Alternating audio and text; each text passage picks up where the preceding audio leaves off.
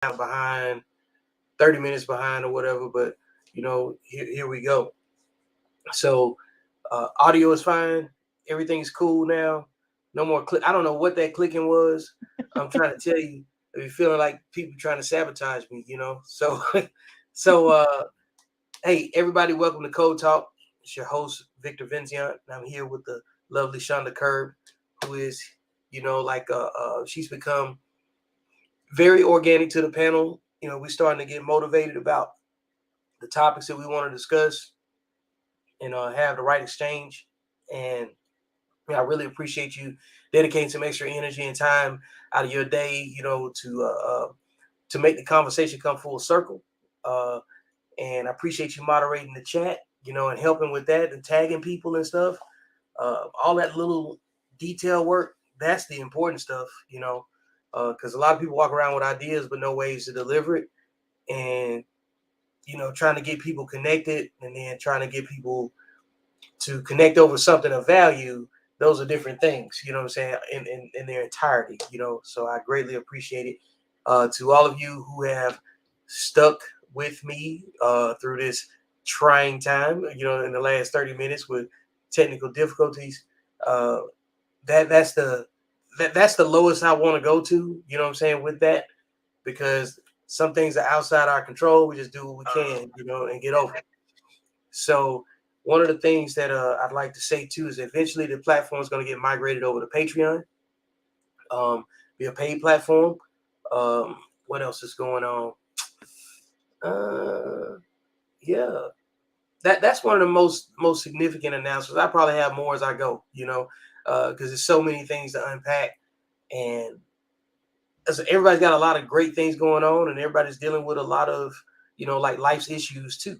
Like kind of what we was already discussing, like in current events. A couple of days ago in Killeen, there was a shooting that took place. I don't have every single detail about it, but what the details I do have are very weird. A 14-year-old father of a 2-month-old was killed. Yeah, and yeah, exactly. And the mother of his child is, I don't think it's even 16 years old yet. And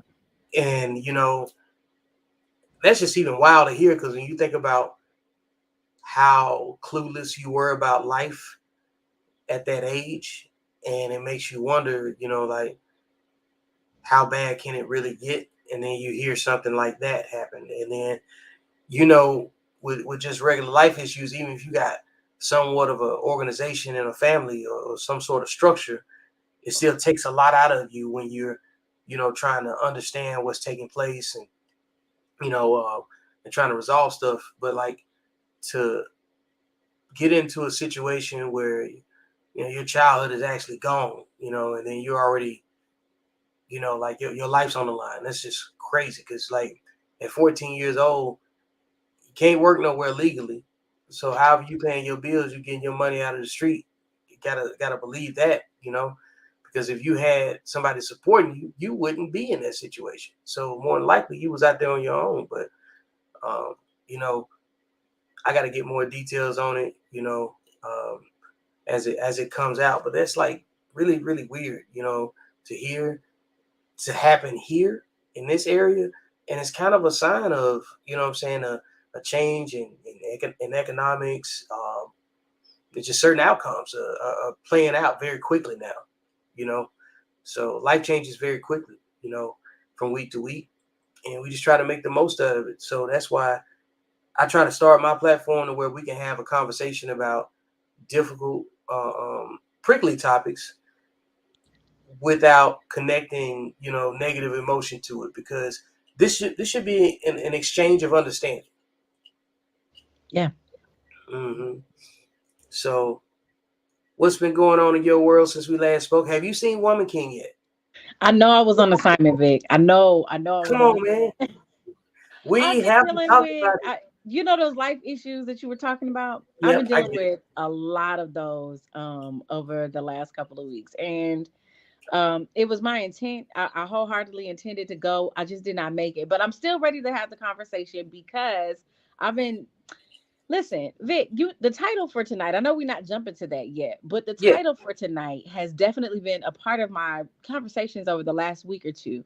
Just really discussing the differences between having the trait or experience a thing versus suffering with an acute disorder, and how as a society we overuse terms so much to the point where terms lose their meaning, and now you have people who are discussing things that they really don't know really a lot about, just because of that over that uneducation that we have. And you find this a lot in the younger generation too. They live their life, and I don't want to single them out because we all do it, but I see them do it much more than other generations because we had things like Encyclopedia Britannica, but they go off of, gifs and memes and other social media things that scroll across their screen, and they Yep. take that, at face value, and they run with that, and that's not all the time the actual face of a thing, if that makes any sense. Yeah. I actually understand what you mean by that. It's like it's changing the definition, it's moving the goalpost, it's changing the understanding, it's doing a whole lot of things that do everything but identify what the real issue is. Yes. It's a lot of distractions around it. We understand that certain definitions change with context and history and application, right? Yes. I think there's a big difference in understanding the definition of what narcissism is and narcissistic personality disorder, Yes. because it's a lot of hurt people out here trying to diagnose other people as being hurt. Like, um, I was on the phone with my cousin earlier today, and we were having a conversation about some things that take place, like in the workplace. Mm-hmm. And he, gave me a couple of scenarios, you know what I'm saying, where, he had access to. And basically, the conversation amounted to there was um, a lady whose daughter worked in the same spot. And the the mother ultimately slept with her significant other. And you know how we talk about, women not having no code and all that good stuff, right? Mm-hmm. Mm-hmm. I was like, what's more narcissistic than that? Like, few things, like when we start talking about it, like when they say women can be narcissists, right? Mm-hmm. I think the hardest thing that we have, that's the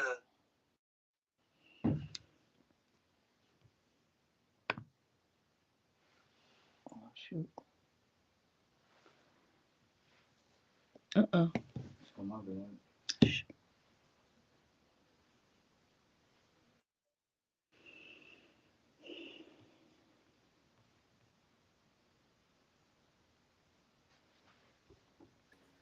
They don't want to see us live it. I'm telling you, hey, look, you said, hey, you said it was some old retrograde stuff going on, wasn't it? Listen, Vic, but Mercury's supposed to have been, Clean with according to us. the astrologist. I'm not an astrologer, but according Me, to the yeah, astrologist, Mercury's yeah, supposed to have been out of retrograde like a week ago.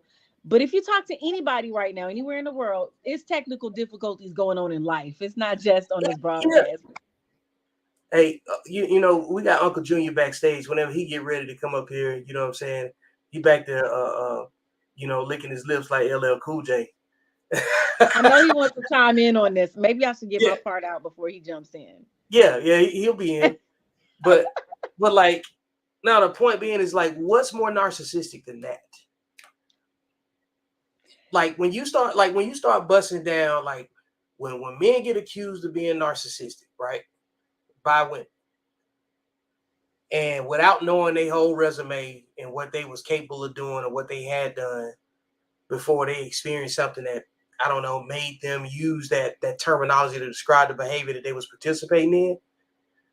Like, you don't know how broken that person was, because like, what if that person did something like that, and then they bring their negative energy to you to call you narcissistic, and you like, what do you mean? Because like I want to clarify, everybody has a degree of narcissism about them. And Yes. depending on how it's perceived, it's either confidence and you know what I'm saying, or misaligned confidence, misperceived confidence. A lot of times people grade you and your projections off of their insecurities anyway, right?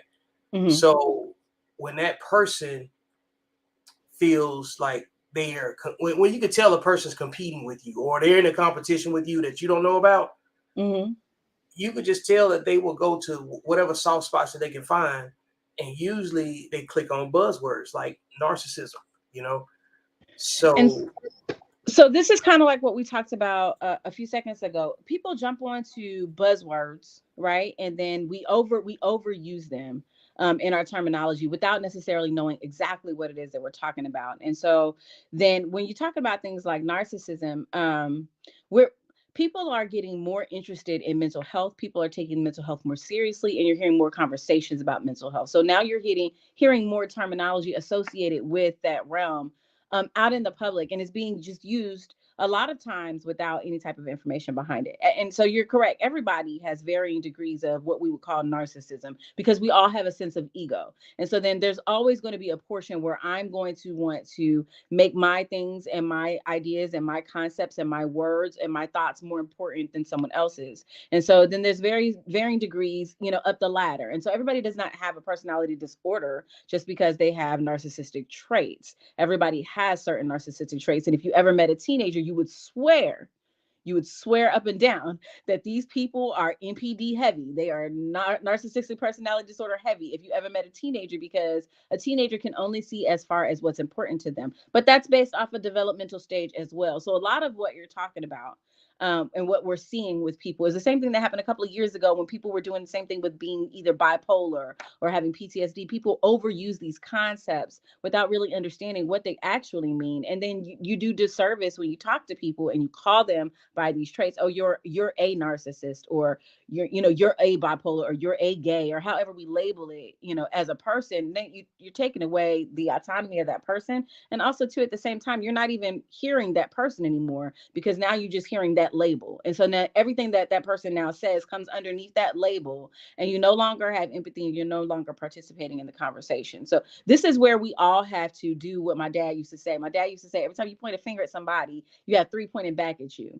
And so my dad used to tell me that before you sit out and you call people names and you get ready to assign a certain label to a person, sit back and view your part in the situation.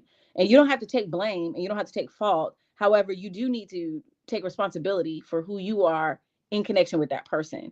And so a person may say something or do something that may trigger you, and then you respond, and then you're turning into a person that you wouldn't necessarily be with someone else based off of whatever history that you have with that person or whatever triggers it is that you're responding to. So we need to be careful with throwing out these titles and labeling people without really sitting down with our own selves too. Because like I told you the last time I was on here, Vic, that we're all mirrors for each other, one to another. And so while I'm sitting there calling you a narcissist, guarantee you my ego has swelled up somewhere if I'm able to even call you a narcissist in the first place. So I think that check yourself before you wreck yourself, that 80s babies motto needs to definitely be pulled out that back pocket and used some. it's really dangerous because the only way that you can identify behavior is if you've displayed it. Because if you've never done it before, right, how can you recognize exactly what it is by terminology and definition as soon as you see it? Oh, you don't like what I said? You're a narcissist. You know what I'm saying? So, like, how'd you quickly diagnose that? You know what I'm saying? Unless you're familiar with it. It's like if you see somebody that has a certain cough, you're going to be like, they got the flu, they got a sinus infection, or something like that. And the only way that you recognize that is you've experienced it before or witnessed it. And in most cases, most people experience a thing that they are recognizing when they call it out. So deep down, it's really just a projection because there's something in you that attracts the same type of scenario back to you. Like I know what mine is, you know what I'm saying? Prickly questions, conversations over that surprise people, being unsuspecting, all that just comes with him. I'm always the underdog, always assumed to not be, like in the same space that other people think that I'm in. And then when we start talking, you realize that they had a whole nother picture painted about you before you even began to explain yourself. And then as you start walking back all of their presumptions about you through just regular conversation, the minute that you don't agree with them on something, then that's an invitation for them to label you something, because they're looking to find a way to box you in some way, shape, or form. So when you just can't be your most confident self, your most experienced self, without it being like there's no gray area. You know what I'm saying? People either call you, there's like degrees. When you're confident and you can help people and do things that make their lives better, they just call you confident. But if you take that same confidence and focus on yourself like everybody else should focus on themselves, you start walking in a gray area where people start calling you either arrogant or something to that degree. And to some degree, everybody has a level of arrogance about themselves. And that's when you start getting into what are you narcissistic about? You know what I'm saying? You should have another look at yourself before you leave the house. Well, in 80s babies, we care. I see some people say, I can't leave the house like that. I don't care what it is, uh, like, like why would you leave the house to pull your pants just below your knees? You know what I'm saying? I don't understand that, but that's just how some people get down, like I'm sure that there's some people out there in the comments that will ride with a bonnet on their head with no problem, and they don't see an issue with that. I don't either. You know what I'm saying? Some people have different ways that they use to put their personality, you know what I'm saying, on display without being compromised at the same time. But you shouldn't have to do that and display yourself and defend yourself without being without having your character slandered or assassinated or even challenged, because you felt good about yourself that day and you've actually accomplished something that you earned. I think the issue is when you start talking about narcissism, I think unearned arrogance is the most, it's the worst arrogance. You know what I'm saying? Because when you start talking about narcissists, like some of them, like true narcissists, like they're going to be very accomplished in some areas, right? But the ability to bridge gaps socially is where you start to get exposed. Mm-hmm. And that's the part where it comes out. And then most of those people that's using this terminology to try to shame somebody else, they can't even bridge their own gaps. Mm. So that's just my take on it. A lot of times we're projecting. So we got to be careful about the language that we use. So which goes back to the original point, because really you just paint a picture on yourself, even more confirmation on yourself. What's going on? Much, man. How y'all doing? You're pretty good. You showing out today. You ain't got no hat on. You know what I'm saying? What's up? You got lined up? No, good. My work clothes. Man, pull your mic closer. You sound like you're far away. I told you over there showing out. You trying to show off your new shirt, Hey, everything. Is that better? Yeah, that's better. That's better. All right, I appreciate it. Man, look, you work with kids or interact with them and teaching staff and everything, right? How does a topic like this impact the way that you see people interacting with each other at school? It really doesn't, and here's why. Have you guys at some point clearly defined what narcissism is? No, we've No, kind of talked around it. We kind of didn't give a heavy description yet. yeah, I was because gonna wait until we could bounce that off you. Aren't you some type of therapist, counselor person? Counselor. Yeah.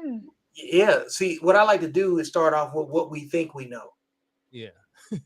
You know what I'm saying? Because that's what everybody walks into a conversation with, what they think they know. And then at some point, I'm gonna let Shonda talk to us more about the difference between the two and the technical terms, because we got cut off on the other broadcast. So this would be a perfect time to capture it all in one spot while we have everybody too. But background in a similar field. I do. I'm a pastoral counselor at the moment. I went to Mary Hardin Baylor to get my master's in marriage and family therapy. Okay. Yeah. So you already know that narcissism is a person. It's a disorder in which only can be diagnosed by a professional. Hmm. So most of the people that's using the term, as you mentioned before, no one can diagnose anybody. It's like what Vic said. To Vic's point, he's like somebody coughing. Um, we may assume this person has the flu, this person has COVID, this person have a cough, but you don't know until you go to the doctor and you are officially diagnosed. You're just in limbo. You're just assuming that that person has whatever just because they may have coughed. So um, I thought that was a good, even though you went different with it. When you talked about it, I immediately thought about the comparison of the two, and how it just fit, because, like you said, buzzwords, people just throw these words around. It's like, you can't diagnose anybody with a personality disorder, No. So, like I said, a lot of people just using the term incorrectly. Um, so, like at work, probably if I didn't understand the word, I probably would say, yeah, I probably see a lot of narcissistic people, especially as they accomplish certain things. They may start or lead with, hey, well, I'm a PhD, I got this and I got that. And it's like, one today, and it's like, I'm not saying they're narcissists, you know what I mean? But, part of the definition of being a narcissist is having an um, inflated Sense of self. yeah, sense of yourself, of Mhm. actually who you are, which it doesn't. I mean, which you can have that too on a lower level with, when you have accomplishments. You know what I mean, and you're proud of them. I don't think that that's being a narcissist, because I went out there and I ran 5 miles and I ran it. I PR'd. You know what I mean? I ran my fastest time. Like, I'll be happy. I'll be happy to share that with Vic or somebody else who's appreciative of my accomplishment. So I get it, but I found the definition over here. I'd drop it in the chat if y'all want me to. Man, you can. Look, that's Absolutely. the I come up with the questions, and you know what I'm saying, the people that's willing to participate, Mhm. because like I don't want to control the narrative. Mhm. Like I just want to have the space where the conversation can be had, and the people that I feel are smarter than me, or more dialed into that specific lane. It's just showing that you don't have to know everything. Sometimes you just need to know the right people. You know what I'm saying? And that solves a lot of the issues, because uh, you get somebody to come in and clearly define something, and then we can work off of somebody else's model. If you got a better understanding, I get on board. So here is just the space for us to toss the conversation around like we normally will. This would be a normal phone call. You know what I'm saying? If I was Mhm. speaking to you or individually, but collectively we can actually create a better understanding. So what you got? You said you're already in the private chat, I'm trying to put it in the in the comment. yeah, in the comments so it'll show up. Yep. Look, I already got We I got got that some there. stuff up here on the banner too. Okay, so you see the question at the bottom of the screen. So I'm gonna go ahead and hit this one. And let's see here. Take the I scroll want down. to bring this back to Woman King, Vic, because I'm feeling some type of way because I didn't Yeah, do you my. should. Yeah, come on back. Yeah, come on. Let's talk about that. No, the reason why I want to bring it back is because you say something on your page all the time. You always say that all things are true. And Yep. so the reason why I like that phrase is because a lot of times we as people tend to be kind of black or white in our thinking. It's either one thing or another. We have a difficult time with things, being dichotomous in the way that they are. So for the woman king thing, a lot of the issue that a lot of people have with this woman king narrative is the fact that they're portraying this particular group of African warrior women as being strong and being good and heroic in the face of the fact that historically these particular women, their historical story, if you read more into it, they were also a tribe of Africans that sold other Africans into slavery. So a Yeah. lot of the issue that people have is, why are we making this particular narrative to be the big narrative when this other thing is what they did as well? And so then both things are true. Then they were a fierce tribe of African warrior women. They were fierce and they were also loyal to their king, and they did all of these wonderful, miraculous things as these women and these Africans. They also sold Africans into slavery. Both of those things are true at the same time, and I think that a lot of times we as people can't hold on to both.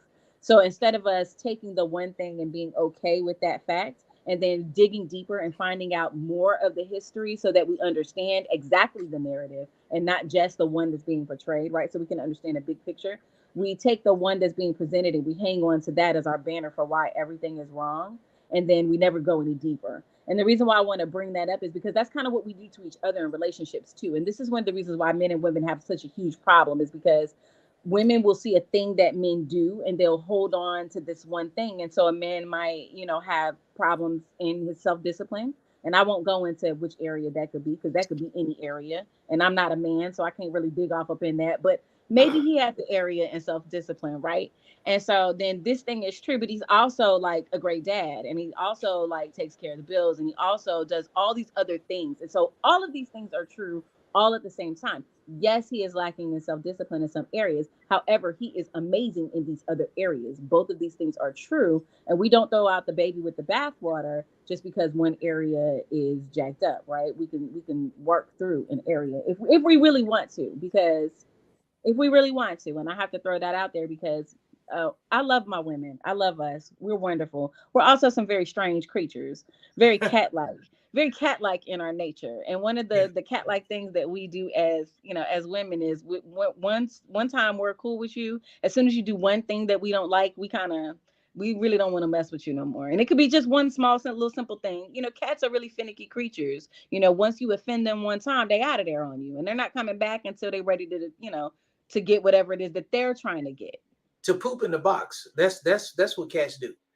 And so women can be like that as well. If you offend us one time in a specific area, we kind of really don't want to deal with you no more. And it could be something small, it could be something big, but it's something that offended us regardless. And we'll throw up, it's the principle of the thing. We'll throw that phrase, up there. But with all things being true, though, with all things being true, then somebody can actually have some traits that look like they might be narcissistic, but at the same time really be just in their own trauma and not able to really communicate anything to you. And so then if you really, really look at what it means to either have narcissistic personality disorder or even to be a narcissist, underneath all of that arrogance and jazz that's on top, there's this really, really low self-esteem, crushed person underneath. Yep. Right. And so then everybody's then projecting. Is that not right, Vic? Then the person who's calling the person a narcissist is projecting. The person who's being called a narcissist is projecting. Right. And then all of us that are all labeling each other are all projecting. Yep. Now, Vic, speaking of being around little kids all day, so like I said, I'm elementary school counselor, so I'm around the little ones all day, and I love my job. You know, you ever been around kindergartners? You talk about an inflated, inflated self. That's what I'm talking about, right? Right there, them little kids. Man, look, I know, because when Shonda was talking about an inflated sense of self, we talking about ego management. You know what I'm saying? And one of the phrases that I was writing down, whenever you see me scribbling, is because I hear the conversation. I try to catch a buzzword that's not being discussed. So sometimes we use narcissism or narcissistic wrong. We've already talked about the saturation of it, right? Well, I'm going to introduce a phrase that people should probably incorporate. It's called illusory superiority. It is the unpacked version of what an inflated ego is, what people think narcissism is. And illusory superiority is like this. You got somebody that might be in some level of has some sort of status. Don't matter where it's at. You've all worked someplace where that one employee that makes the same thing you make thinks that they're the boss and they're not really the boss, and they call them a company man or something like that, right? That person usually oversteps their boundary. You know, they try to assert themselves where they don't even have authority. That person has a different inflation of their ego too, you know. And the reality is that you're probably more competent than they are. And it's not just you, it's probably multiple people are more competent than that individual, you know. But because of what they think of themselves, they have uh, a different perspective of who is there for them instead of them being there for other people, the other way around, you know.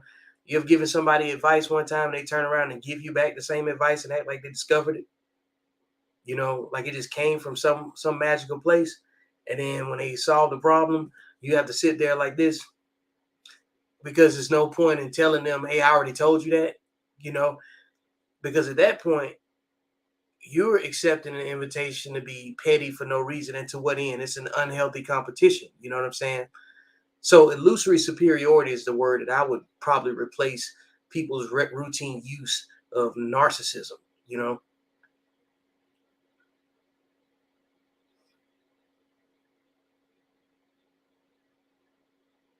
Let me see if I can get a good little definition. Let's see what we got.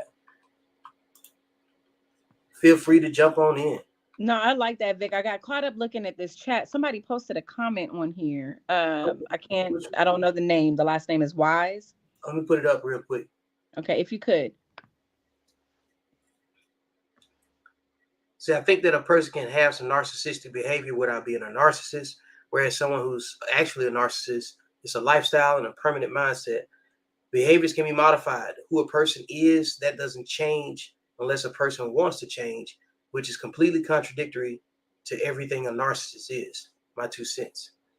That's basically the essence of the entire conversation, you know, captured right there. It's that, like you said before, you got a mix of an oversaturation and use of a buzzword, people not being clinically diagnosed by anybody credible. Mm-hmm. Now we have a diluted and distorted conversation about what we think a narcissist is. So that's why, like, I like to come into the conversation right away and just start talking about it, because we need to see what we think we know. Mm-hmm. And then at some point, when the people that got the right information, the right research skills, and take a little bit of time and do some cross-referencing, we start getting a more streamlined understanding of what we thought it was versus what it actually is, and see how that plays into, you know, our everyday life. Because if you're in a situation where you constantly have to have this conversation, you're probably dealing with a narcissist.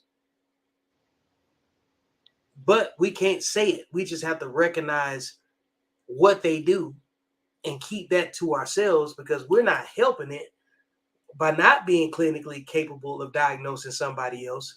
It's just an invitation for you to recognize where you can have a certain conversation and with who. This is why I tell couples, if you're dating, and I'm assuming, I don't know how the dating game goes anymore. I assume that people dated with the intent to find someone to commit to eventually. I don't know if that's the thing anymore, but if you're in a committed type relationship, right, where you call each other boyfriend and girlfriend, or you telling each other that you love each other, or if there's like any type of like joint accounts anywhere, even if it's like a joint social media account, right, and you think that this particular person is a narcissist or is struggling with some narcissistic things, one thing that you can do is to go to couples counseling. Is to go and sit down with a qualified professional and I'll bring all that stuff up. Have all those conversations. You know, we, a lot of times as people, we get into relationships and we say we want to be with a person, or we say that we're dealing with a person or whatever, but the only thing that we're doing really is fulfilling some personal needs, some personal physical needs with a person. We're not really caring about the totality of a person, because the totality of a person says mental, physical, spiritual. I care about these things because if you and I are together, then I have to engage with these things regularly. So I want these things to be okay. If I invest in this thing with you, between you and I, then I should care whether or not your mental health is okay, your spiritual health is okay, your physical health is okay. So sometimes it takes somebody to say to you, hey, you know, bro, you interacting kind of weird. Let's go talk to somebody. Maybe it's just me. Maybe I need some help. Maybe something wrong with me. Let's both of us go sit down. Let's talk to a person that can hear the both of us. Let's find out, what's going on. And if that person is in the committed relationship with you, you're not in it by yourself, they should want to go with you. And if they don't, then this is another thing that I'm telling people all the time. There's nothing wrong with somebody saying, I don't choose you. We were kicking it and I'm just not into you no more, or we were kicking it and I just don't like the way that you do things, and I found out that you're not the one for me. Can we be cool? Can we be friends? Let's X this. There's nothing wrong with that. I think sometimes we get into committed things with people and we're scared to be done with it. But if sometimes things run their course, and it's okay to say, hey, I'm good. You should be good too. Let's keep it pushing. You could say those things. I don't know where we got to the point where we feel like once we get linked up, even if it's just dating, that we have to stay with that person forever. That doesn't never have to be a thing. Yeah. I think it's just old programming, ultimately. Mm-hmm. Most of us are breaking free from, those have broken free or breaking free from those traditional constraints that don't really have the reference point that they used to have, because there's less time, opportunity. People are working harder. You know what I'm saying? People don't really have time to meet no more. The whole world's automated now. Like if you don't have, it's super automated now. Like you can go to a place by yourself and you may not even have a conversation with nobody else because people in their phones. You know what I'm saying? Hell, I'm in mine. I'm stopping for a second, handling some business, writing down notes, thinking out loud and everything else. And I'm just thinking about all the stuff that that I'm into that requires my interaction and stuff like that. It's almost like focusing on yourself is weird for other people because there's a lot of people grab their phones to go focus on everybody else but themselves. And what they do is they spend too much time trying to make somebody else see their point of view in someone else's space instead of creating their own. So that starts to look very weird to me, because it means that from my observation, it means that you're creating a different utopia somewhere else. And then once you're happy with your utopia, you say, we go outside and get some sun. And then your utopia doesn't look like everybody else's regular day, Mm-hmm. And when you start bringing your utopia to everybody else's conversation, you're the only person with the resistance. So at some point, you're going to be your own problem. So if No, that's you, always true. yeah, We're always our own problem. always, because we're trying to connect to people that want to accept our connections sometimes. And when they don't accept our connections, what we do? We make something up. When the, when the truth isn't easily accepted, that's when people make lies up. And nothing is more narcissistic than to follow up a rumor with a lie and an assumption, something that degrades, or demoralizes, like you as an individual human being. There's a difference between criticizing behavior and the actual person. Absolutely. And I think that that's the difference between, like, when we're talking about breaking down who's a narcissist versus actually having a clinically diagnosed, narcissistic personality disorder. And really, it's just feelings. Most of y'all are using your feelings to diagnose other people, and that's kind of garbage. Yeah. Well, like we talked about last time, and I think Uncle Junior is going to speak to this, and so I'm gonna say this and get off. But we hear with our feelings most time. Most people hear with their feelings. They hear based off of their past. They hear through a filter of their past experiences, their past hurts, their past triggers, the patterns that they've seen, and even their own personal patterns that they engage in. So if I'm a liar, I'm assuming that people are lying to me all the time. If I'm a liar regularly, I'm assuming it because I'm lying. So I'm assuming people are lying. If I'm a cheater, I'm assuming that other people are cheating on me too because I'm a cheater. That's just, you usually identify with those behaviors, and you have a little bit of projection and that with other people. Yeah, it takes a lot to let all that stuff go. Over time, you got to change your environment, and sometimes, like, you got to just get in different lanes. There's certain lanes where you're gonna bump into quality people that are of service. And I always say there's like two places that you can guarantee where you can go meet somebody that's working on themselves just like you: the gym and Home Depot or Lowe's, because everybody's building something. You know what I'm saying? And somebody's looking for that extra hand, that extra, networking connection. I know a floor guy, I know a tile guy, I know somebody that does this. You can meet all those people in one spot because everybody has a need to be filled. I can't tell you how many times I've gone to a place where somebody sees me and they start a conversation, and then it leads to 3 or 4 other opportunities that come out of it. You got to go to places where people are just trying to improve on what they already have every day, and you have to be transparent in order to get some of this stuff done. So when you interact with people that are very quick to use character defining terminology and quick to let it go too, you got to look at what do they do when they have their time to themselves. Because I don't have time to go become the person you need me to become to fit your definitions and narratives. Oh, shout out to everybody with black frames on. You know what I'm saying? I see the black frame crew that showed up, Hey, I gotta be able to look at my paper. I see you over there. Come on in, man. Like, you done went from 46 to 56, and Hey, we ain't been on there for 40 minutes. hey, it do what it do. Hey, I'm looking at the question. There a difference between the two. I think you guys have already kind of summed it up. One is a clinical diagnosis, and the other one is probably a list of traits. And if we look at those list of traits, those are probably list of traits, like you said, that maybe we've already seen before, maybe we've experienced different things like that. And the thing about that is Vic may display all of those checklists to me and to you, but it's going to hit differently. You know what I mean? To whereas you may be a little bit harder, a little bit more thick skinned, and you be like, well, he ain't a narcissist to me. He's just more confident. That's all. And then I'll look at the same situation, be like, man, this dude a whole butthole. You know what I mean? He's a narcissist. You know what I mean?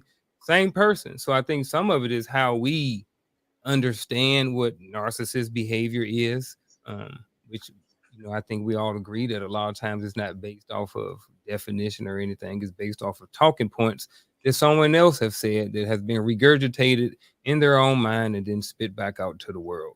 So one of the things that I want to kind of separate, I'm kind of thinking about, I didn't want to think about it too much because I didn't want to lose focus on what you guys were talking about, is one of the things in this sentence. And it says, people with narcissistic personality disorder may be generally unhappy and disappointed when they are not giving the special favors or admiration they believe they deserve. Now, there are a lot of people that are always talking about what they deserve. You know what I mean? They have like a deserve mentality. I deserve this. I deserve this, right? So because Vic got it and I don't, now I feel like, well, I should have it too. You know what I mean? So now I have a deserve mentality, but I'm looking at Vic and I'm like, you know what I mean? I guess it didn't come out the way I wanted it to, but I think that word deserve in there was key. At least it really stood out to me.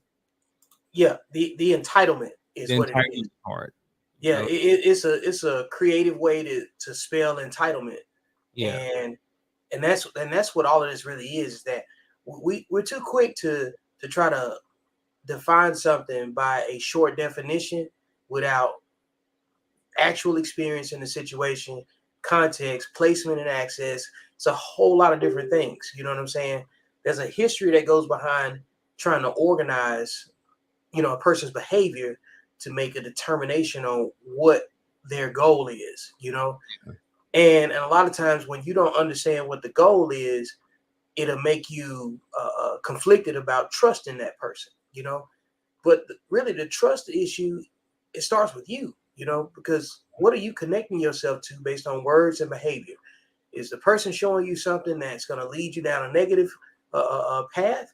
Or is it you just being afraid to submit at that point in time to somebody that might have a better understanding of their own vision because you don't understand yours?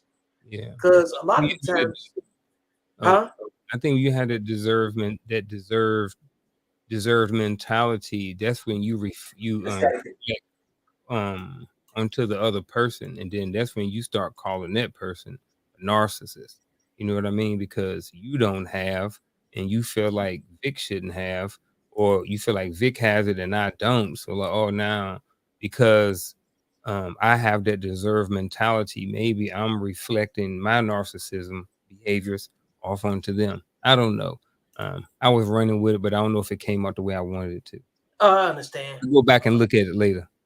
Well, I'm gonna play a clip real quick of something I saw from Deion Sanders. You know, while he was talking about his team's performance. Let me go ahead and play this real quick.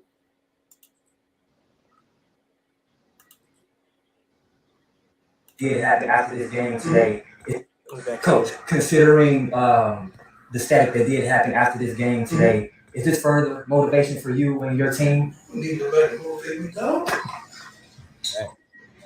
My mama working 2 jobs to make ends see each other with motivation.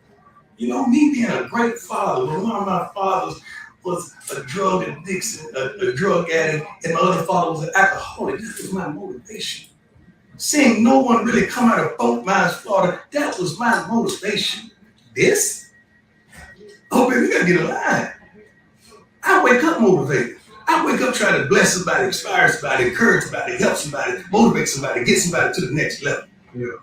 And somebody had the audacity to sit up here and say what I ain't. Well, baby, I know what I am. And I am a whole lot of things that a lot of folks would like to be. Oh, Brian, bring it. Hey, Prime time. Hey, Prime was spitting facts. You know what I'm saying? Like, He's been arrogant forever, and I say it's all been deserved. hey, I never had a problem with his arrogance. And so I don't see him as being arrogant. You and see, the reason why I don't see him as arrogant is because everything he says that he is or he does, he is backed up on more than one occasion and in more than one arena, Vic, not just in the football arena. He's done it in multiple arenas. So and also too, you got to understand, people talk about athletes, people talk about doctors, people talk about lawyers, all these places where there's this overinflated sense of ego. But if these people did not have these things, you would not trust these people to do what they say that they can do. If your doctor came into your office and he acted like he didn't know what was going on, you'll be looking at him crazy like, hey, bro, you can't be putting on your humble voice. You got to cut on me. I need you to know what you're doing. You would have a problem if these celebrities were out here with all these accolades, getting all this pay, but they didn't act like they knew what they were doing. You would have a problem with them. You would want to know why they're deserving of whatever paycheck that they get. Why is it that we should look up to these people or call these people celebrities or stars if they don't know what they're doing, if they can't do, whatever they're doing? If the athlete got on the field and he was a quarterback and he couldn't throw the ball, y'all would be trashing that brother. He would be out of there quick. You wouldn't even want him on the field. So to have the confidence to be able to do these things at that high a level, I think that people, honestly, like I told you before, Vic, the labeling of people and things and places snatches away from people anything that could be outside of what you're labeling it as. And so I could be in a position where I'm on top of the world. I just had the most amazing accomplishment. Like I got something that nobody has ever received in life.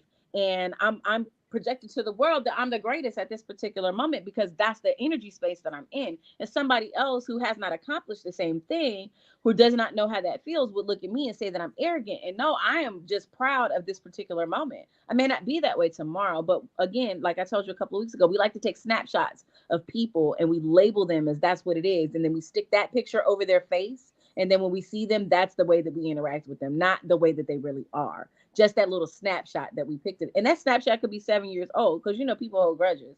So that snapshot that I took of you 7 years ago, Vic, when you were at your lowest point, if that's the one that I keep looking at you as, then I'm always going to say that you're arrogant. I'm always going to say that, you're a narcissist. I'm always going to say that you're overinflated because that one time you did that one thing and it really bothered me. Again, and we're all back. We always come back to projection because that's 95% of what people's issue is with other people, whether it be in friendship type relationships or intimate type relationships. It's all about the projection that we put on other people. Yeah. And I guess I meant arrogance in a good way. I guess maybe according to the definition, it may not be a good way, or it may be subjective. When I looked it up, it said an attitude of superiority manifested in an overbearing manner or in a presumptuous claims or assumptions. Like he should, an attitude of superiority. Like he was the GOAT at So defensive back. So like I ain't got no problem with it. You know what I mean? Like it's been proven that he go out there and shut a whole side of the field down. And if you throw over there, he probably going to pick it and run it back. And I think when it comes to the overbearing manner part, that's totally subjective. Like I went to earlier. We can both see Vic in a certain way, and one may see him as being narcissistic, another person may see him just being arrogant or either just confident in himself. You know what I mean? So I think even looking at this, it can be subjective, and I don't really like going there with a lot of things being subjective, but at the same time, I think it was good to just point that out. Yeah, I ain't got that's good. I'm like, bro, go do your thing. Like like you said, everybody who's at the top dog. Like I'm a huge David Goggins fan. You know what I mean? And David Goggins, they may look at him as being a narcissist. You can look at Eric Thomas, who's just as high energy, but don't cuss, and coming from a church or a biblical place. They both, at the end of the day, kind of preaching the same thing.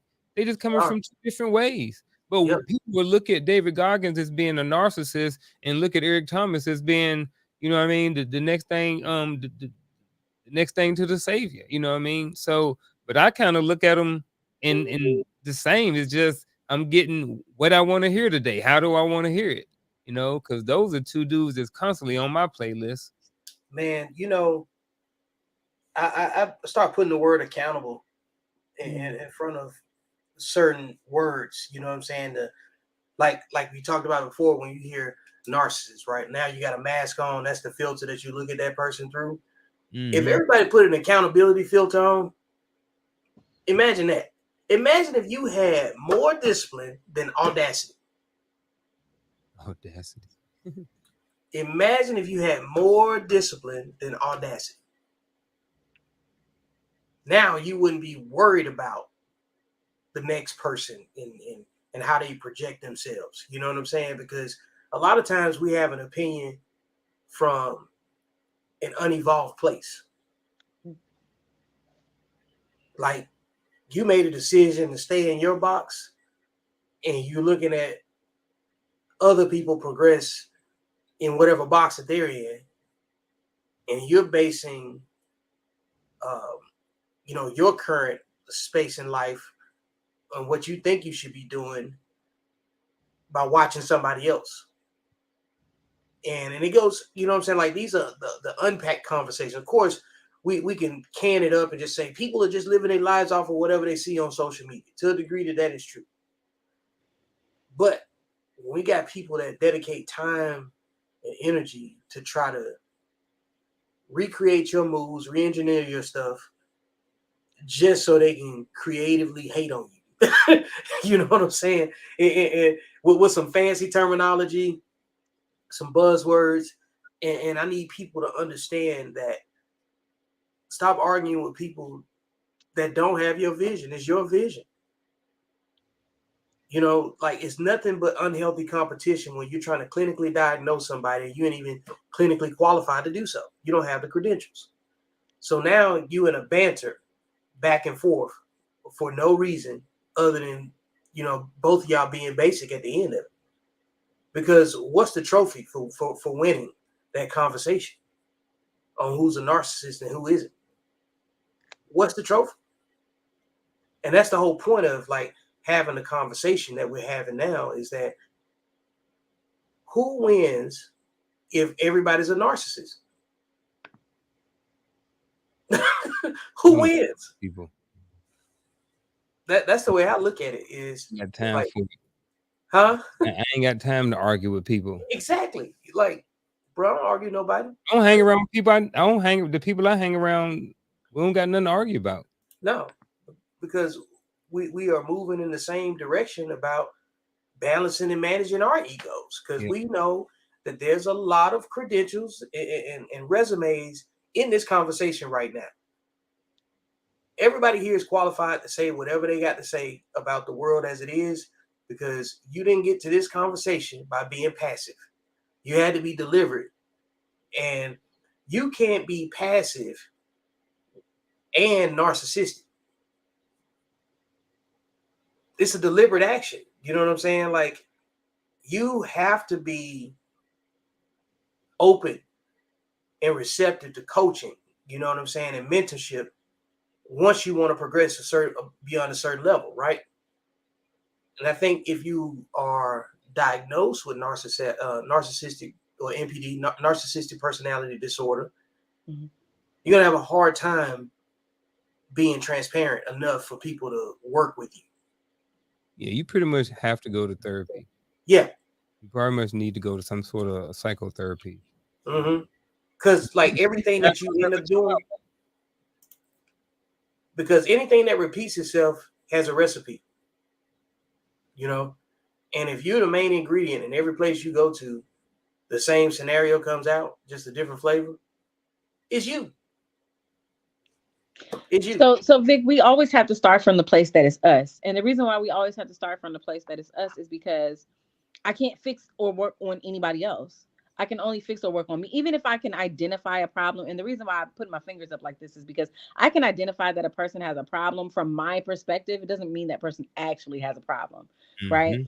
So we all have to start from the standpoint that it's us. And we all have to start from the standpoint of, well, let me not point the finger at them because I cannot fix them. I cannot change them. I cannot make them be or do anything other than what they're going to be or do. The only thing that I can do is work on myself. And so if I raise my own personal vibration, then two things are going to happen. One, those things that are low vibrational are going to pass me by unless I decide to engage with them. That's important, right?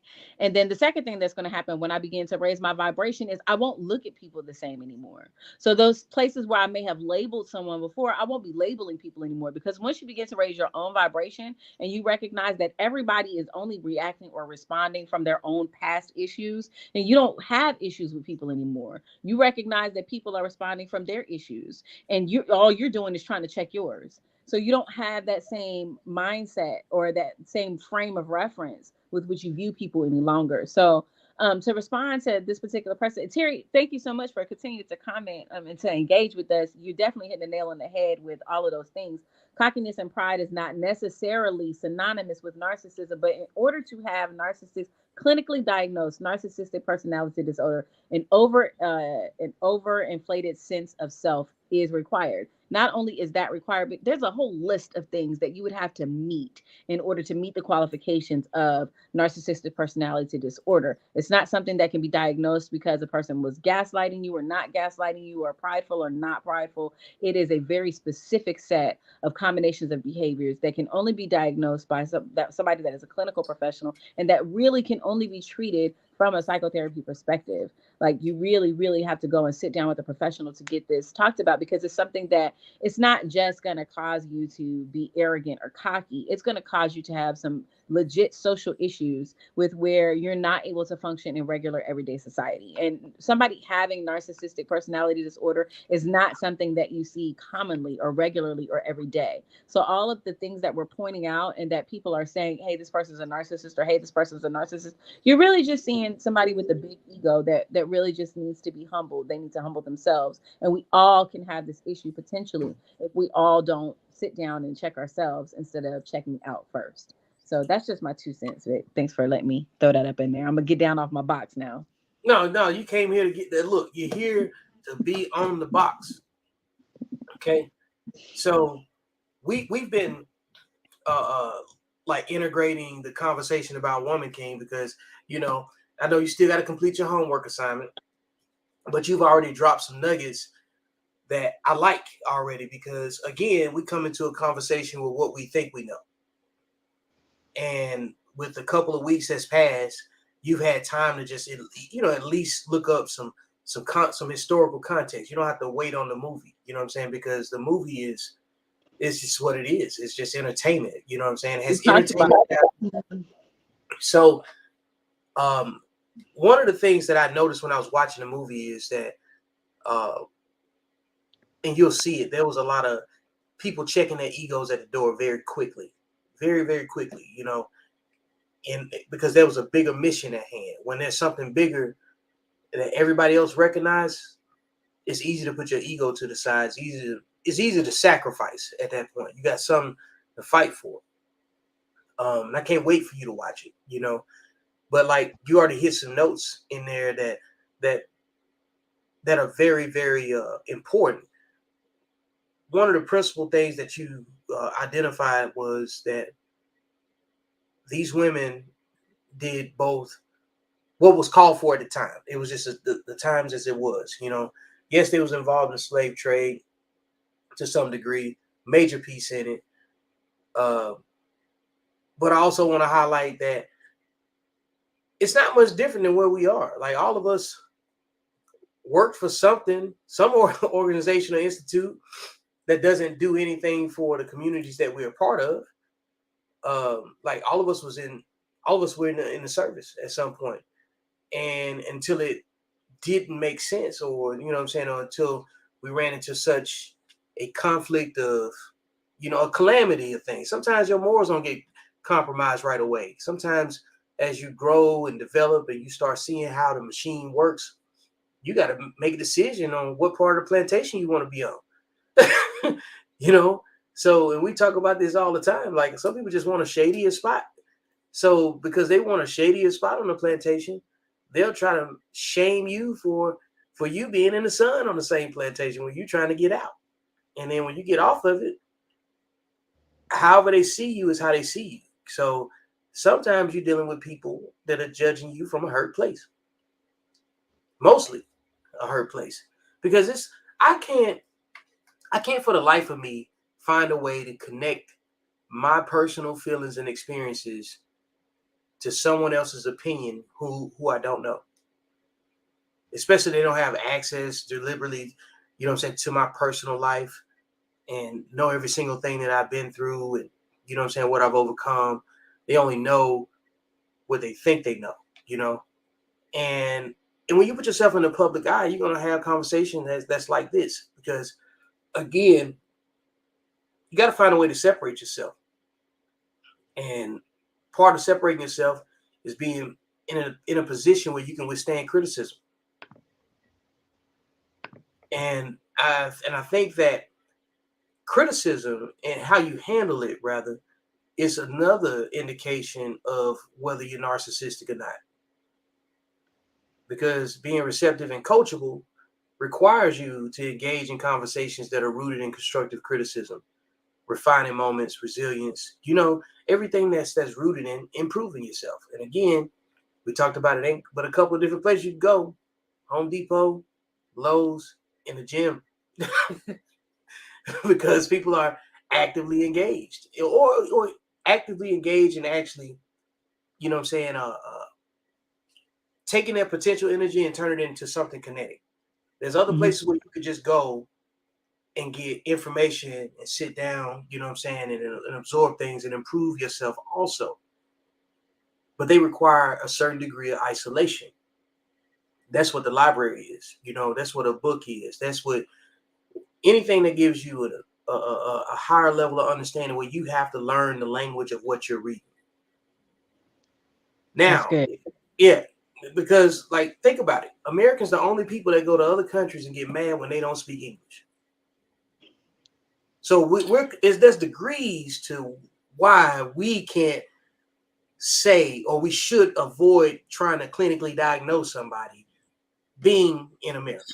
Okay, because you're trying to box somebody's behavior in based on your understanding of where you are in the world and your zip code. But if you take that behavior that you got, that judgmental behavior that you have, it won't be applicable anywhere else in the world, probably. This is the reason why Americans are really not liked when we go to other countries. because we come with such an egocentric view of everything, even down to the spelling of words. If you see something with a British or English spelling, like gray, Gray, versus gray, Grey, you automatically call the person spelling it Grey a dummy and stupid and all these other things that you attach to that person because they understand language differently than you do.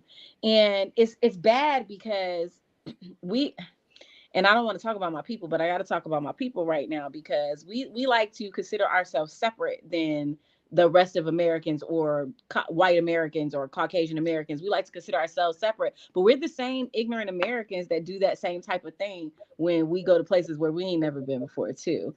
So we all have our That is an absolute inflated. fact.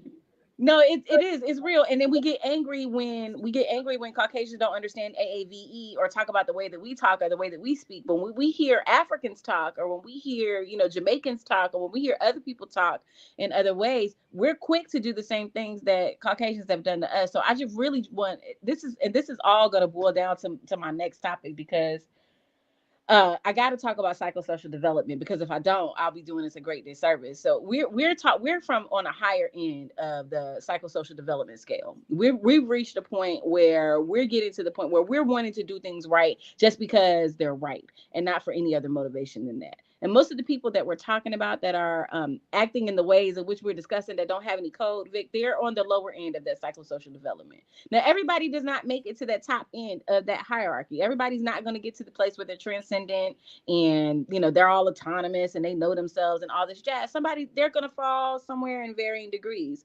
So usually you'll understand what I mean. You'll talk to a person, and they're aggravated for no reason. Usually these people getting into arguments with Popeyes workers and stuff like that.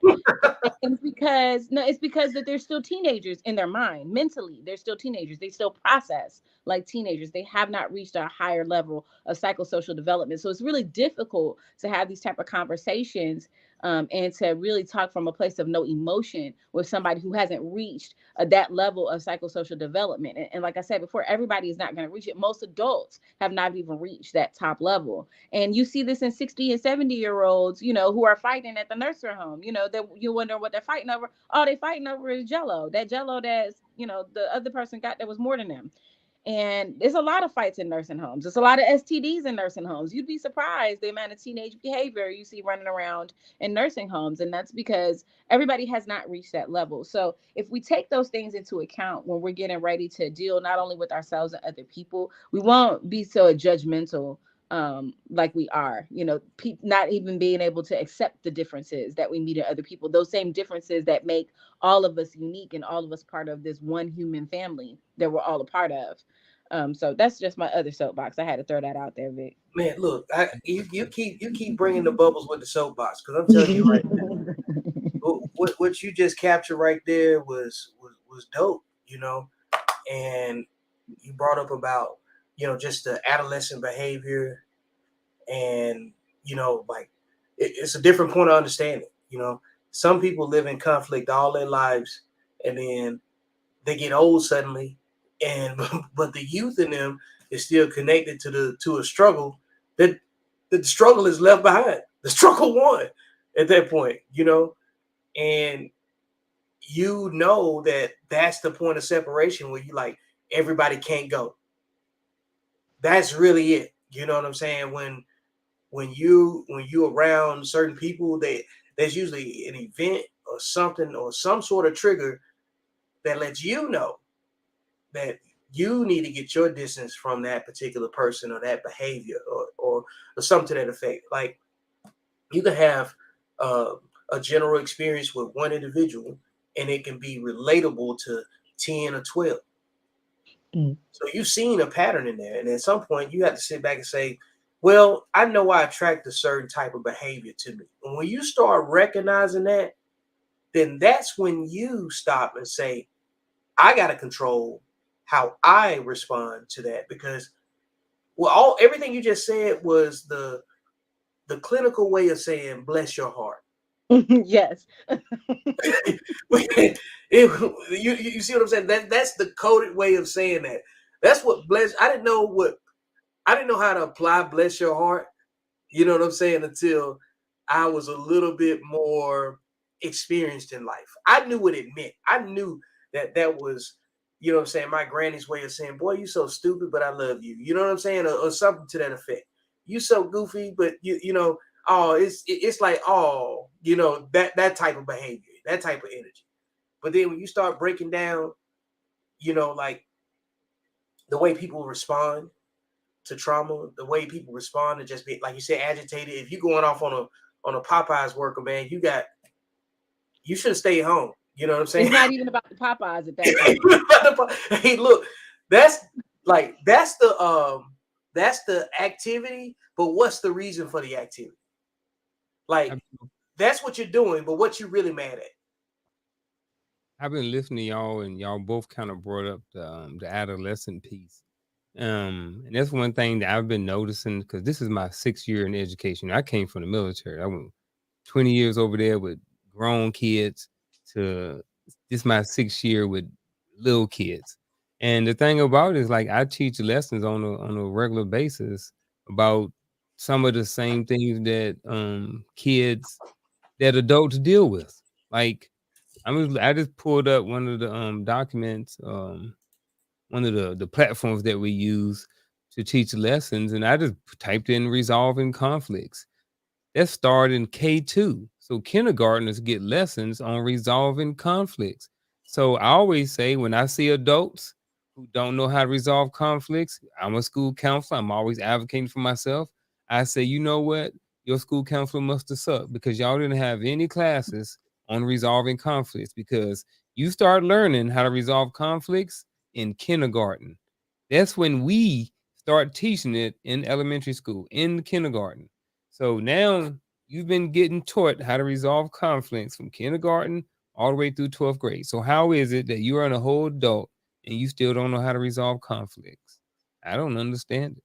But like you said, everybody doesn't get to a certain level, and I understand that. Everybody's not afforded the opportunity. Everybody doesn't get the information. And because everybody doesn't necessarily get the information, everybody can't. Bless your heart. Huh? Bless your heart. Yeah. That's what, when everybody, bless your heart. Yeah. Because Like, everybody has a phone, but some people are so in their own algorithm that they can't get outside of it to learn any other information. You know what I mean? So it's an yeah, echo chamber. this is a good this is a good device. This is a good tool to use to get information, to become aware and woke and all of these different things, to, you know, achieve more in life. But at the same time, so many people sucked in their algorithm, and part of the algorithm, they got that algorithm of life, where the first thing that they do when they wake up after they didn't hit the snooze button 4 times is they reach over, and for the next 30 to 45 minutes, they on their phone. So what happens now when you get some bad news?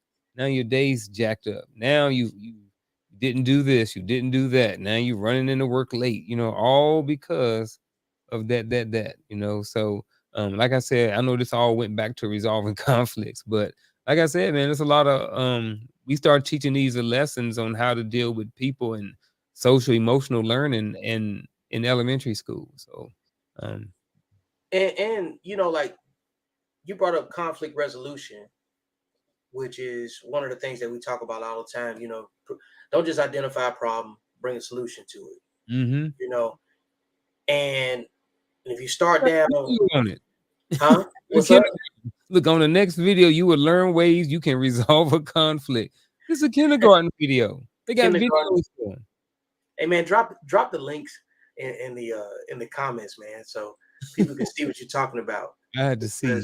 Might be great stuff. I want to jump on that point that you made, Uncle Junior, about cell phones. This is one thing I talk to my kids about all the time. We don't realize how much technology is really hurting us socially and mentally. It's really, really doing us a disservice. And this is one of the things that I notice. The more that you scroll in your phone, the more that you're unable to handle life's eventualities.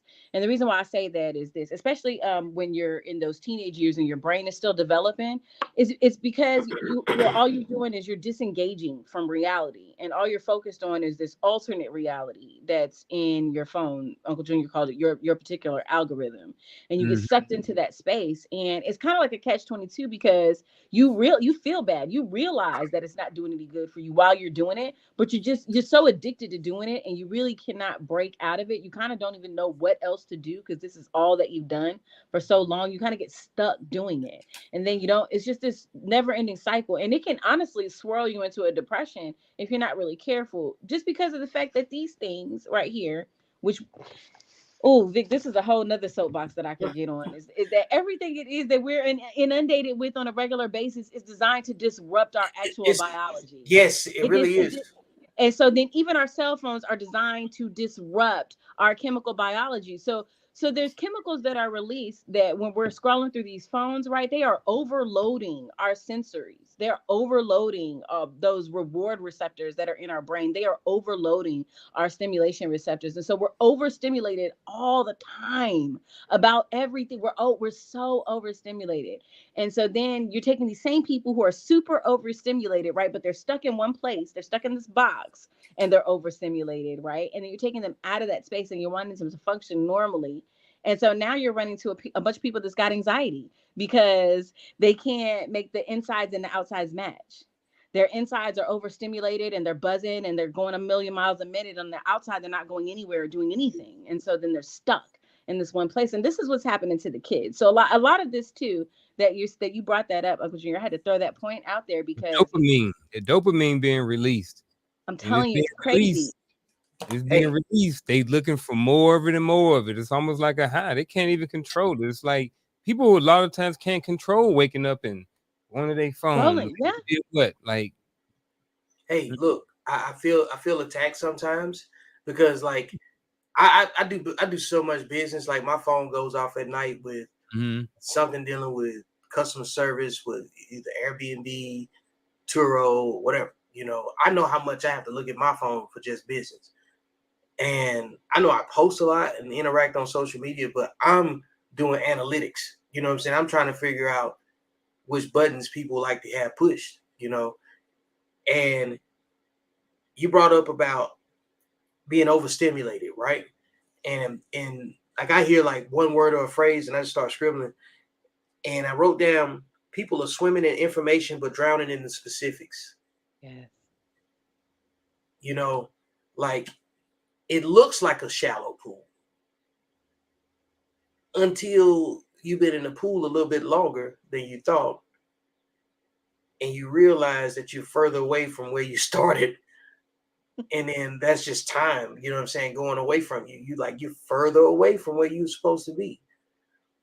And if you don't have like a good delegation skills with yourself, any type of structure, you know, you're going to have a hard time trying to regulate yourself from using it. Because like you said, there's a chemical stimulation that takes place when you're reading certain words, they hit certain notes in your body, they put you in a certain place, they trigger you or whatever.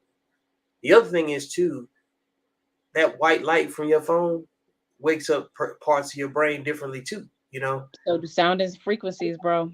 Sound and frequencies do the same thing. Yep. And we can't give, you know, technology credit for making us smarter without also looking at the side effects. There's a trade-off somewhere.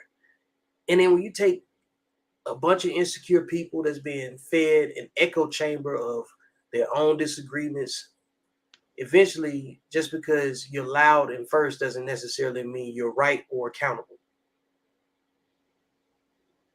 Just because you're loud and first does not mean you're also right and accountable.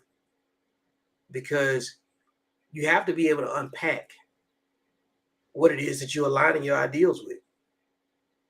And if you only have gotten some level of understanding from memes, screenshots, observing some back and forth between a couple of people that know some words here and there, and you're just observing all of this and not working on yourself in the process, you don't know what's true. And that's why I say all things are true, because at some point you believe whatever you believed and you thought you was right, and you thought that, you know, like the opposition that you was facing didn't know what they were talking about. And the same is true for them. And I got that idea because some of the work that I've done, like in intelligence operations, right? If you go target terrorists or insurgents or whatever designation they want to, you know what I'm saying, give for the actual target, you know, they come up with their own term. And on the other end, they just see you as the invader, the Zionist invader. In their mind, they're fighting a religious war. They're defending whatever they defended. You know what I'm saying? They ain't talking about, like a concerted effort, or they're not talking about the same conspiracy theories that you're talking about that's pertaining to the same fight. So you both come in, you're just enemies, you're beefing with each other, don't even know why the other person's mad. You don't know what was said to them to get them motivated to come challenge you, and vice versa. That's why, like, if you take that type of comparable experience, every patriot is also an insurgent. And every insurgent is somebody's patriot. That's why all things are true. And that's why, as a narcissist, as a person that's motivated to call out somebody else's narcissistic behavior, you understand that you're somebody's terrorist. You're somebody else's insurgent. You know what I'm saying? Because whatever you flying your flag and your banner on, somebody doesn't care. There's a whole bunch of people out there that don't care about what you think is important to you.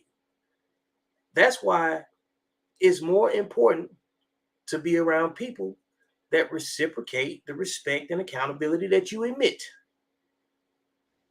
And if you stay consistent with that, you will have varying degrees of understanding of what other people see as true and not. You can dig it. Yeah. What you got over there, Man, I've just been soaking everything up, man. I've just been listening. What you think about tonight's topic so far, man? I like it. I'm not big and familiar on, I know about them just because I've studied a little bit, but because I understand, that a lot of people just talking, I don't, you know what I mean? I don't spend a lot of time on it or anything like that. But I think, this was, I learned some stuff tonight, which was good. I enjoyed that. Man, I'm glad. Always like, I'm always wanting to add value, but I also like to steal value from people too. You know what I mean? Places where I'm not the smartest person, and then people even, in similar fields as me, come from a different perspective, but still a lot of the thoughts and the connections are still the same. So that was refreshing too. So, man, I'm getting your spot ready for elevated dialogue. I had changed a couple of the banners and everything. Yeah, man. I can't text and talk no more. Hey, look, I'm just letting everybody know it's a live action production over here. Yeah. Like we're building an airplane in flight. Yeah. So with that being said, tell us about what we can expect tomorrow on Elevated Dialogue. Oh man. Tomorrow we're gonna be talking about what pisses men off. A lot of things that piss men off. Whether or not we talk about it, discuss it. I think sometimes we have it in, sometimes we explode. But I think what we're going to end up, I think we're probably going to end up talking about what pisses men off when it comes, in relationships. I think that's probably where we're going to spend the bulk of our time, and that's okay. So I'm looking forward to it tomorrow, man. I think that's, everything that we discuss even on this platform, it feeds everything else that we're doing over there in a peripheral way. Mm-hmm. And I think when you talk about conflict resolution, that's ultimately what every conversation is about. Conflict resolution. That's always the overarching umbrella, because the whole point of gaining an understanding so we can avoid conflict, or at least define the boundaries where conflict is absolutely necessary, because conflict is also communication too. You know what I'm saying? You're letting somebody know, hey man, you already violating, So us talking about narcissistic behavior and personality disorders leading into tomorrow's discussion about what pisses men off. And I think that's going to be pretty valid. I think one of the segues into that, all of this kind of tap dances around respect, boundaries, understanding. Like, there's so many different words that goes into this whole conversation and dynamic of understanding that everybody didn't have the same start point. Everybody's not obligated to make you feel comfortable. Nobody owes you understanding. And you need to start with yourself and work out of your own resources first. I also think a lot of this name calling, slandering, and levels of attack, when it becomes personal and targeting someone's character, doesn't help. We need to learn how to talk about behavior and not the person. And we need to learn not to align ourselves with the descriptions of said behavior and just pay attention to the weight of the discussion. Yeah. And stop getting hung up on words. Like, we have gotten to the point where it's not cool. Well, I don't care about being cool. It's hard to have a conversation without somebody getting that toe stepped on due to another person's understanding. And that's where the conflict comes in. Because, like, you don't want to insult anybody else's intelligence. Nobody's aiming to do that, because there's no trophy for insulting anybody's intelligence. There's no trophy out here for, like, talking to each other crazy in a specific way. But there is great opportunity and understanding if we have a real conversation about the behavior that none of us would condone or encourage. Yeah. But yet still, we find entertainment value in it. So we kind of, you know what I'm saying? We have some narcissistic things that are fed by us too. That's why we like certain characters in certain movies. That's why we anticipate a certain type of performance from a certain type of player. You know what I'm saying? Depends on, whatever it is. We know what we're going to get from certain artists when they perform. So there's a degree of us that's narcissistic that connects to a certain person with a certain type of talent, because they reflect something that we want to do at a level that shows that we're capable too. Because, like you said before, it's the difference between being proud, arrogant, confident. Everybody has a different word to describe what they're paying attention to at that moment in time. So, yeah, when you start getting down into these different layers of what conflict resolution really entails, and it's mostly about understanding yourself. Yeah. And even with, behavior and stuff like that, you just talked about, being pissed off. We all get pissed off at stuff, but how do you handle being pissed off? It's okay to be pissed off. What are you going to do when you get pissed off? What's coming next? And I think it's probably going to stick to probably more a relationship aspect, just because it's probably something that all of us men would be able to easily relate to. Maybe it's probably similar to pet peeves, but there's a time and place to be pissed off too. I think so. I get pissed off, but maybe I might get pissed off at something my wife do, like real quick, just maybe something. But I'm just like, man, she got the little thing on tonight, so I'll be pissed off tomorrow. Hey, you know what that is? That's conflict resolution. Conflict resolution. Like, everything don't need to be said at that time. There's a time and place to say what you need to say. Hey, right there, it may not be the appropriate time. I may win. I may win. What's the trophy? I may win the battle, but lose the war. Hey, I'm good. Hey, you might win and never get to beat it up. There you go. That's conflict resolution for you right there. There you go. Hey, look, it's a minute 29. We got about, I'm gonna let it rock for maybe another 10 minutes or so, give people the chance to jump in. No, I'm not. I'm just playing. Hey, Sean, I want you to go ahead and give us your final thoughts. Since we had a little bit of a late start because of technical difficulties, but it worked out, you know. Yeah, it went pretty good. I'm always grateful to be invited to the dialogue. I think it's really healthy when people from different backgrounds and different aspects of life can come and get together and to just chop it up. So I'm always grateful as always, and I can't wait for you guys' elevated dialogue. I will not be part of that conversation tomorrow, but I definitely will be applauding you all in the comments.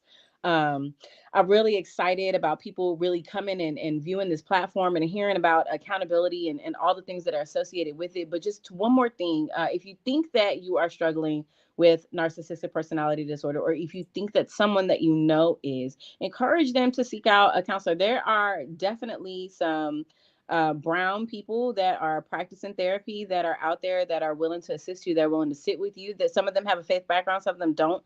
But just shop around until you find the person that fits for you. Sit down with somebody, talk to somebody. I just want to encourage everyone, not just people who think that they're suffering with anything, but everyone. The longest relationship that you will ever have is with yourself. And so invest in it. Take time to work on that relationship with self. Sit with you, get to know what you like, what you don't like, who you are as a person. Make yourself better just for yourself. You wouldn't want to get into a relationship with someone that didn't take pride in who they were. So take pride in who you are. Bolster that relationship with yourself and do the work that needs to be done so that you could be a whole person, not even for anyone else, but just for your own mental, your own peace of mind, just for your own respect. You always want to be out there putting out into the earth good things so that good things can return to you. And the best way to put out good things into the earth is to put good things into you. So if you need a schedule, you need somebody to help you set a schedule, I'll let you know what to do. Wake up, don't touch that phone, meditate first. If you don't like to meditate, you don't like that word, cool, pray. You don't like that word, cool. Just sit by yourself quietly and just breathe for like 30 seconds when you wake up. Lay off the bacon and eggs when you first wake up. Get some fruit and some juice in you. Raise that vibration just a little bit higher. Don't stay up too late. Don't be drinking and smoking if you don't have to. Save your shenanigans for the weekend. Try to keep a clear head throughout the week. Try to eat, good balance, however many times a day your body says it needs to do it. But whatever it is that you do, just take care of yourself. Take pride in yourself and do the work for yourself so that you're not out there pointing the finger at somebody when you could be taking care of yourself. Man, look, everything comes back to you focusing on self. Mind your business, and it'll pay you back. Just mind your business. What you got for us? Hey, man, I don't got too much. Jumped in actually, I've been in over an hour. Man, I just want to say, first of all, thank you for having me over here. I appreciate all the conversation with you and Shonda. Appreciate all her expertise that she brought to the platform and to the conversation.